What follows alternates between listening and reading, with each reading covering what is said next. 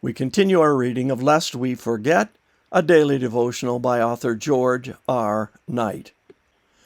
What is the authority of the General Conference?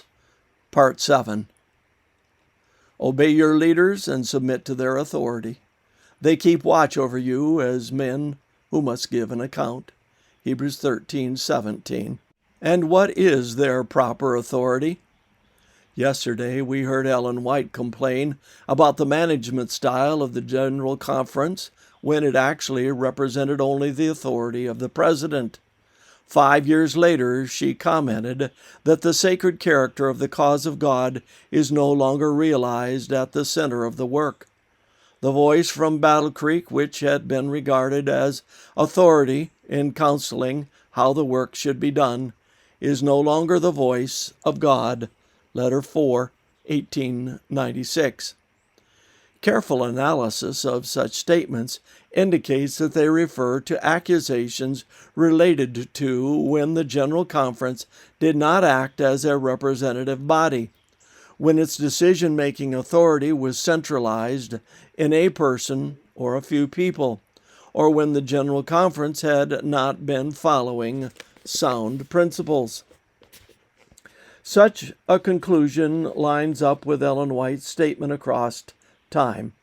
In fact, she specifically spoke to the point in a manuscript read before the delegates of the 1909 General Conference session, in which she responded to the schismatic activities of A.T. Jones, who was working to destroy the authority of the General Conference in a drive to revert back to congregational forms of church government.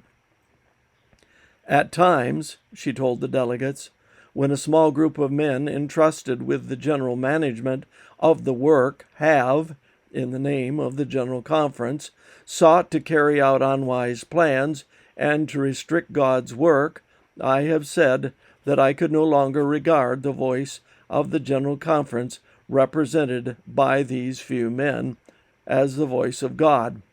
But this is not saying that the decisions of a General Conference, composed of an assembly of duly appointed representative men from all parts of the field, should not be respected. God has ordained that the representatives of His church from all parts of the earth, when assembled in a General Conference, shall have authority. The error that some are in danger of committing is in giving to the mind and judgment of one man or of a small group of men the full measure of authority and influence that God has vested in His church in the judgment and voice of the General Conference assembled to plan for the prosperity and advancement of His work. 9 Testimonies, page 260 and 261. In the counsel of many there is wisdom, and we should add the balance of counsel of those from several perspectives and geographical regions also leads to well-considered decisions. The decisions of a world church have inbuilt protections that are not available to individuals and congregations. This concludes our reading today of Lest We Forget.